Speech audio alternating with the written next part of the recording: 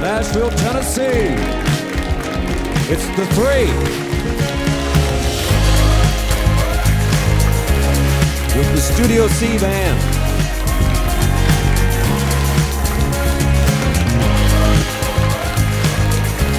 And here's your host, Laura Harris-Smith. Hi everybody, I'm Laura Harris-Smith and welcome to theTHREE. Yeah, this is the only television show that looks at how the crazy current events shaping our world are actually shaping you, body, mind, and spirit. Hey, how's your memory? How are your moods? Everybody okay this morning? Your attention span, I mean, you're able to pay attention or multitask or solve problems. All of these things are daily. They are daily things that we have to manage and stay on top of. Well, chances are the older that you get, the more you might answer no to some of those questions I just asked you. In an article, though, from the National Institute on Aging, it's entitled How the Aging Brain Affects Thinking, the cognitive abilities of the brain are discussed. Those everyday tasks that determine whether we can live independently or not. Now, the aging brain may have, and I quote, increased difficulty finding words and recalling names. Any of this sound familiar? More problems with multitasking and mild decreases in ability to pay attention, that type of thing. Well, the rest of the body is obviously aging, right? Right, we all know that. Our skin, after so many trips around the sun with gravity keeping our feet glued to the floor, also begins to drag everything else to the floor. Don't like that part. But things change, right? I'm a firm believer, though, in the power of life and death being in our tongue. And so you will never hear Laura Harris-Smith say things like, well, my parts are just wearing out. Sorry, you like the Southern accent there? Or I'm getting old, or man, I feel too young to feel this old. I'm too young to feel this old. Well, some of you know me here, and you know I don't say things like that because I want to stay young. I want to continue to feel young. Well, you want to too. I know that. And yet the body obviously changes on the outside. So why would we think it doesn't change on the inside, right? Studies show the brain can actually shrink, reducing communication between neurons and decreasing blood flow to the brain and actually causing inflammation all over the body. Because after all, the brain controls the whole body. Well, these changes can affect mental function, especially in older people. But guess what? There is growing evidence that the brain remains plastic. I'm really interested in asking our guests what this means. Plastic and able to adapt to new challenges and to tasks as people age. Well, my guest today is a medical doctor and has been in private practice as a Christian psychiatrist and a certified master psychopharmacologist since 1997, so over 20 years. Board certified in psychiatry by the American Board of Psychiatry, and neurology. He is a specialist in transcranial magnetic stimulation, a drug-free treatment for depression. Dr. Jennings is a distinguished fellow of the American Psychiatric Association. He's a fellow of the Southern Psychiatric Association, and he's the past president of both the Tennessee and the Southern Psychiatric Associations. He has spent more than 2 decades researching the interface between biblical principles and the modern brain science that's out there. And he is highly sought after as a lecturer and as an international speaker and the author of The God-Shaped Brain, The God-Shaped Heart, and the book he's here to discuss today, The Aging Brain. Ladies and gentlemen, please help me welcome to theTHREE, Dr. Timothy Jennings.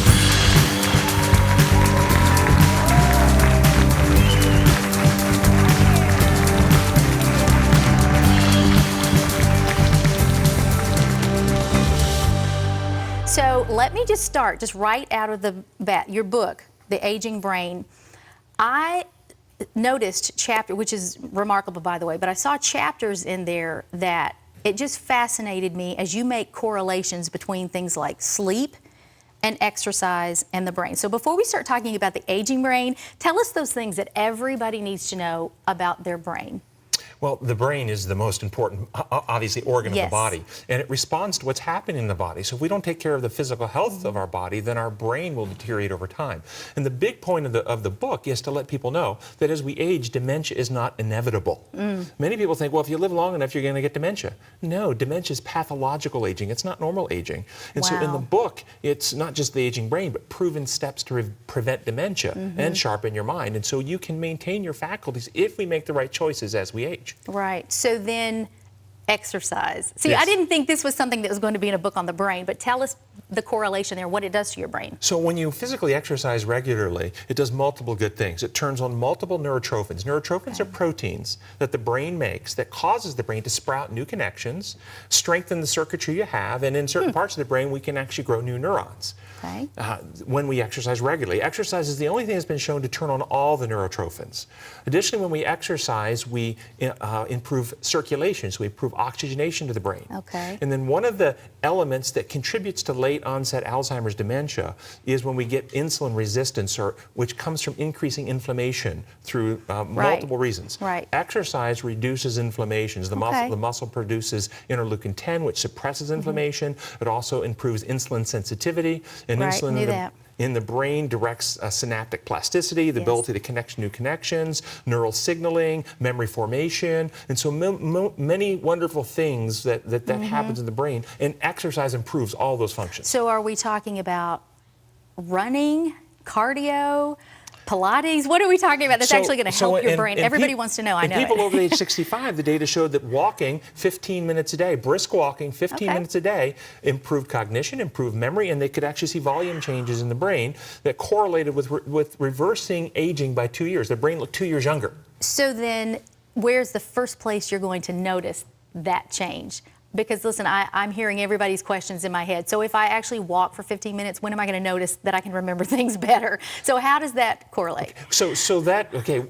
If you're asking as an individual, we can see those benefits in 4 to 6 weeks. Okay. 4 to 6 weeks, assuming there's not some other element that's interfering with that success. True. And this is one of the things we do in the book. We actually show that we have multiple different factors that are impacting on us. Exercise or lack thereof, sedentary lifestyle, is one of the elements that accelerates aging, both physically and increasing your risk of dementia. You would think it makes you restful, but the sedentary lifestyle, we're both authors. Right. So I use that word all of the time. I try not to be sedentary, but I am constantly at my computer. I actually bought a Harapad, a heat and radiation resistant, pad, because I'm on it so much.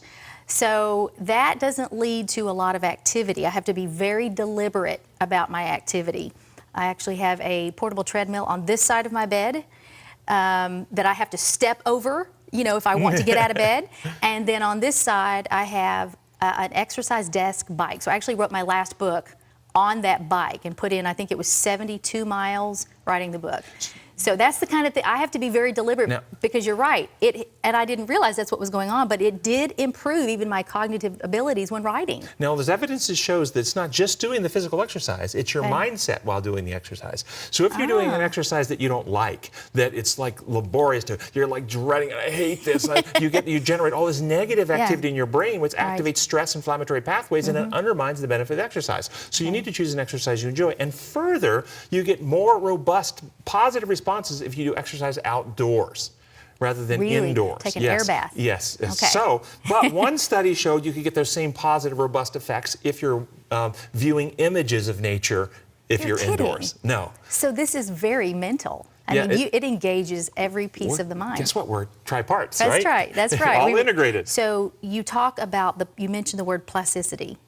Yes. What is that? Basically, the ability to adapt and change. Okay. Okay. And so one of the things I describe in my book is something called design laws. These are like laws of health, laws of physics. Okay. One of them is the law of exertion. If you want something to get stronger, you must exercise it. Okay. Because if you don't use it, you lose it. We all know this, but it's a design law, how we're Right. built. So if you want stronger math ability, you've got to work problems. You want stronger musical skill, you got to practice your instrument. You want stronger cognitive abilities, you've got to be a lifelong learner. So it's not just physical exercise, you actually have to engage in mental exercise. And mental exercise isn't repetitive, the same stuff over again. That becomes just rote memory, like it's reciting a memory verse over and over again. That's not new learning. It's actually studying something you don't know and trying to assimilate and expand your knowledge base. That requires neural circuits to expand and grow, just like exercising muscles in the gym. Okay, so that makes sense. So then if you are looking, you know how they, in airports even, there are these books like mind teasers and things to solve and get rid of your brain flab. Is that accurate, or do you need to be engaging in something that is meaningful to you for it to actually be considered exercising for your brain? Yeah, so I think that's a good question. I think the stuff that's going to be most helpful is when you actually have an interest in it. Okay, you're interested in the subject matter, and you're really studying it, and you're trying to assimilate it, comprehend it, and understand it, and even add new abilities to yourself. So, for instance, if you've never done any ballroom dancing, and you decide to take ballroom dancing lessons, that requires physical exercise plus mental exercise. You get to actually learn the steps. Okay? Right. But if you already know ballroom dancing, then you go out there and do it. There's no cognitive engagement with that. You're just rote doing it now. So you get the benefit of the physical exercise, but you no longer get the benefit of the mental exercise unless you're learning a new focus step. No, that makes sense. Well, my grandson, Trevor, actually said to me one time while I was sitting on the couch with my laptop, he said, Lolly, he said, if you don't get off of this couch, you're going to be a couch potato. And I said, I type 110 words per minute with no mistakes. Would you like to finger wrestle your grandmother? That doesn't count. Like, those muscles don't really count. They help me. Okay, I want to transition to sleep because you have a chapter that I probably need to memorize. Now, sleep, you don't know this about me, but it got me in really big trouble, sleep deprivation. It wasn't that I couldn't sleep. I can lay down and be out in 8-9 hours, but I just wouldn't. I love what I do. I work all the time, but I play just as hard as I work. So I love this chapter and what you're doing and suggesting about the correlation between the brain and sleep. Expound on that. Yes, so people need to understand that your brain is 1 to 2% of your body mass or weight, but it uses 20% of your body's energy. Don't think that's right. It means it's highly metabolic, making lots of byproducts of metabolism that the brain has to clear.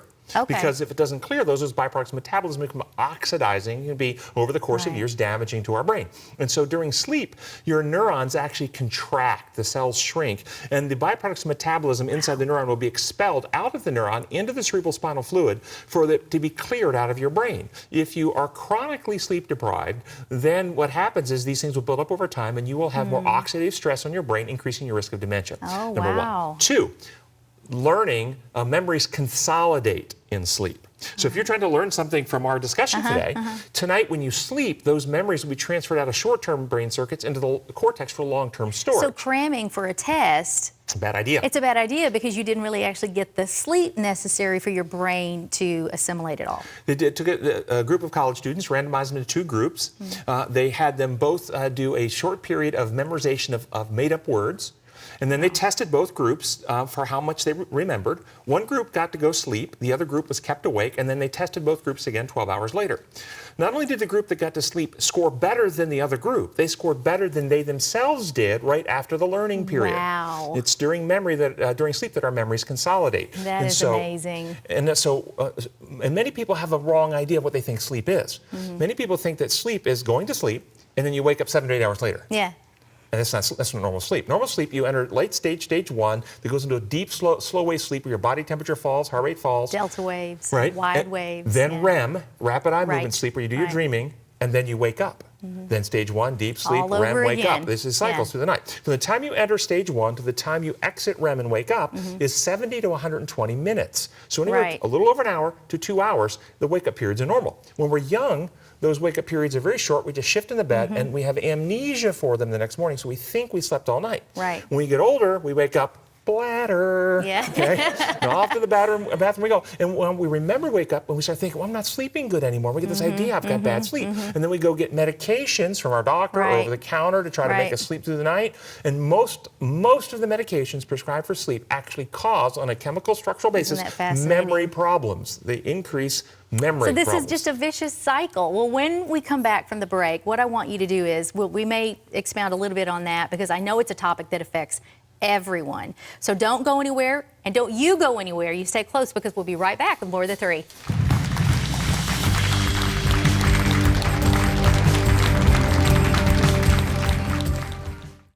Hi everybody. You know, I'm very sympathetic to people struggling with chronic sicknesses, especially neurological issues, because as a young girl, I was diagnosed with epilepsy, and I used to have a constant electrical storm in my brain which would cause horrible convulsions. Well, those decades of suffering, combined now with my degree in nutrition and my growing respect for essential oils and the amazing healing properties God put in them on the third day of creation, compelled me to create my very own oil blend called Quiet Brain. Quiet Brain is different than any blend I've ever seen because it's comprised of oils whose special composition is sesquiterpenoids, and they can cross the blood-brain barrier, which not all neurological medicines and not even all essential oils can do. But Quiet Brain's 8 ingredients, frankincense, myrrh, sandalwood, lavender, and more, do. Our case study resulted in testimonies of considerable relief, elimination, at the very least support, for PTSD, insomnia, migraines, stress, anxiety, seizures, and more. These aren't medical claims. Everybody's body varies, and so your results will vary. But they are testimonies that cannot be argued with. So go to quietbrainoil.com for our patent-pending oil. It comes in a roller bottle, a dropper bottle, which is great for diffusing, and there you'll also find our nasal inhalers, candles, shampoo and conditioner, and even our gift box with all the products, plus a diffuser. And download the free ebook while there to understand the science behind Quiet Brain. Again, that's quietbrainoil.com. Hey, what do you think of when I ask about your health? Probably just your diet, weight, or a sickness. But health involves so much more than just the body. You also have a spirit and a mind that need nourishing, and the Healthy Living Handbook is going to do just that. It contains a top 10 list of healthy living habits for your spirit, where we'll discuss your prayer life, the Holy Spirit, things you may be substituting for God and not even know it. Then Section 2 contains a top 10 list for your mind. I'm going to help you get organized, deal with stress, help you laugh more, and never be discouraged again. There's even a relationship quiz there that helps you make sure the people in your life are the right ones. Then in Section 3, there's a top 10 list for your body. We'll study the 3 biggies, meat, wheat, and sweets, and other things like weight loss, water consumption, and there's even my essential oils list that tells you which oils help the top 50 common household ailments. Go to lauraharrissmith.com and get your copy of the Healthy Living Handbook today. What if there was a reset button for your body, mind, and spirit? There is! I wrote the 30-Day Faith Detox so you could cleanse your body, renew your mind, and heal your spirit. There are 30 daily devotionals to confront emotional residues from past trials, what I call faith toxins, prayers to refresh your spirit, and then through yummy strategic foods, each of your 15 body systems are cleansed for a total body detox. People are losing weight and gaining faith. Go to lauraharrissmith.com today to get your copy of the 30-Day Faith Detox.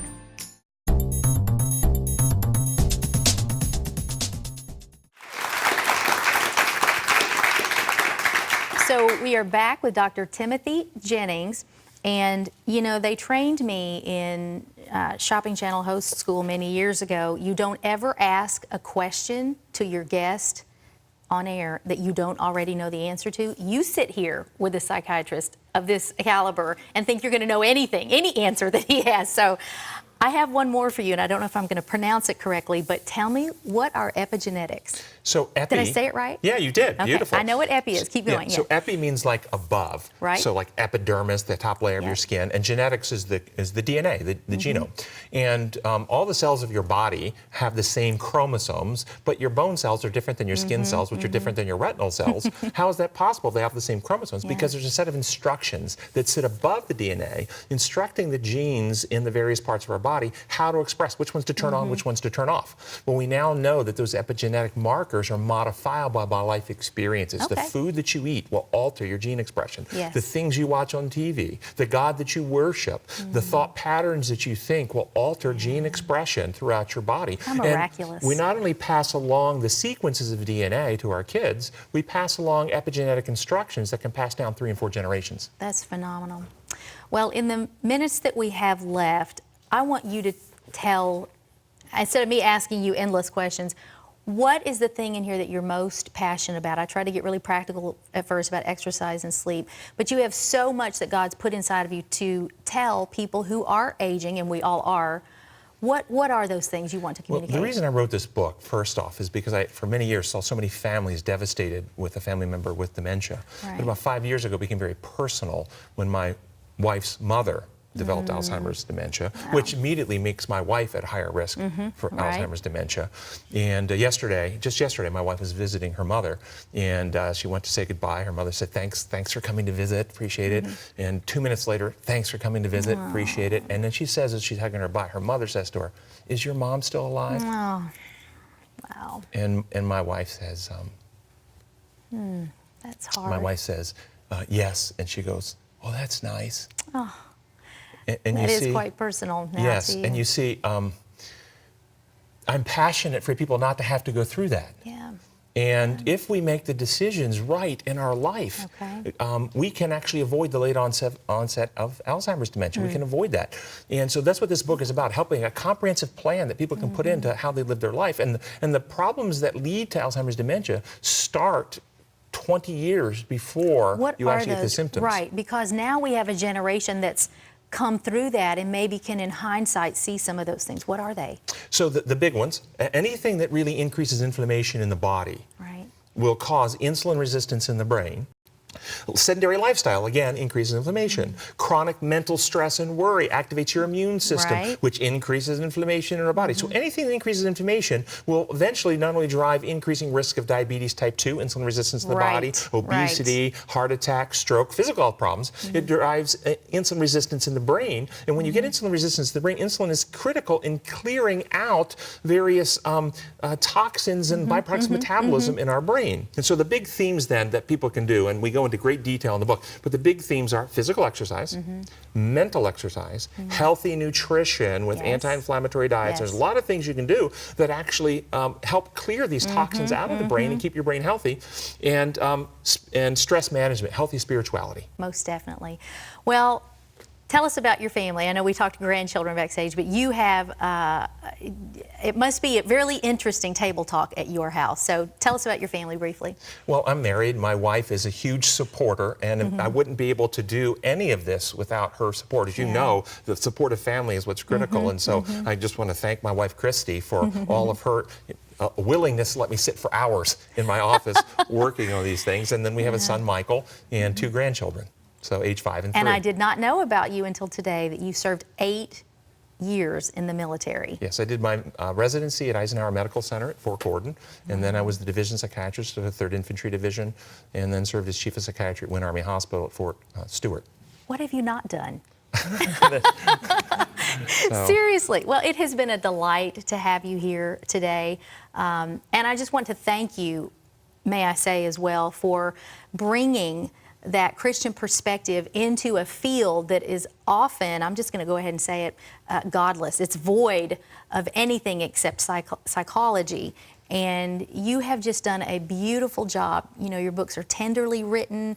You really add a beautiful personal touch to it that I think anyone could understand. So I urge you to get The Aging Brain by Dr. Timothy Jennings, a man who has learned about the importance between sleep, and we also talked about nutrition, your mental outlook on life. All of these things affect your brain in ways big and small. So thank you again for coming. Thanks for having me. I think I want to have you back in the future, and I want to really dive more deeply into dementia and these type things because they are just so prevalent in our society today. How about that? Can you Sounds great. come back some other time and we'll dig a little deeper? Be glad to. I'm just down the street in Chattanooga. Wonderful. That is down there. Well, one of our Studio C band members lives in Chattanooga. So, all right. Well, thank you, everybody. And when we come back, actually, we're going to say goodbye to Dr. Jennings. And when we come back, I'm just going to have a little bit of time, just you and me, and we're going to discuss the brain a little further. So don't go anywhere. We'll be right back.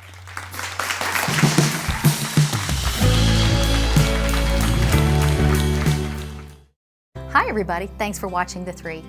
But you know, it dawned on me that I really need to officially introduce myself to many of you, even though I've been in television for 50 years. My parents put me in my first commercial at age 3, and that path carried me all the way to the Shop at Home TV network where I was a host. I'm a wife of 34 years to Chris, a mom to 6 adult children, and a grandmother to 8 so far. I'm an author of, goodness, over 20 books and ebooks.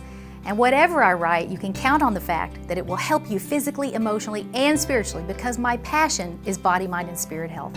I'm a certified nutritionist with a degree in original medicine. And my husband and I pastor a phenomenal church in Nashville called Eastgate Creative Christian Fellowship, where we help people get healthy body, mind, and spirit. So if you're ever in the Nashville area, I hope you'll stop in and say hi. You know, God had a son, but what he wanted was a family. So he sent Jesus to come and get us. Likewise, I had a TV career, but what I really want is a TV family. As you can tell by now, I have always had one foot in media and one foot in ministry, and it's all collided now on The Three. So please become a part of The Three's family. Visit the link on your screen to give a tax-deductible gift and help me purchase airtime that takes this fun, relevant, faith-based show to a faithless world. Some TV ministries would then call you a donor or a partner, but I'm going to call you family. Go to the link and become a part of my TV family today. I can't do it without you. Thanks.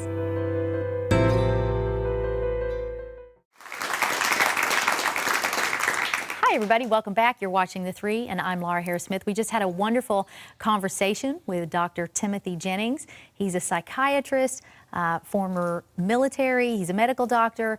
He has an amazing book called The Aging Brain. And we've spent quite a bit of time today just discussing, you know, how we can better take care of our brain so that as it ages, we don't encounter some things that we don't need to, mentally, emotionally. And so I just want to talk to those of you for just a moment who maybe have. I know that nobody wants to be depressed. Nobody wants to be anxious. Nobody wants to have to go to a psychiatrist like Dr. Jennings or to a doctor of any sort and say, I need help, I need medication because I am depressed or I am anxious or whatever it is. There's a myriad of things that might be going on in your life. So I do think that there is a place for medical care. I also know, though, that we are made of 3 parts: body, mind, and spirit. And so often what I have noticed about friends that I have had who have had to go on anxiety medications or depression medications is that they use them for a season. They use them to be able to, let's say, prevent suicidal thoughts or to get over a hump. But if you are there and you've been on these medications for decades, they can often do more harm than good. So I would just encourage you with this one thought. Why don't you get somewhere today, even right now, and just ask God, why am I depressed? Why am I sad? Or whatever the reason is, whatever your need is, I guarantee you that God has a solution for it. And because He created us body, mind, and spirit, you cannot segregate these things. So oftentimes when our emotions are not in check and our emotions are out of whack, it's because we have something spiritual that we need to reconnect with our Father on. So do that today. I hope that that speaks to you, and I hope that you will always come right back here on The Three, where we're always looking out for you. Body, mind, and spirit. Take care, and we'll see you next time on The Three.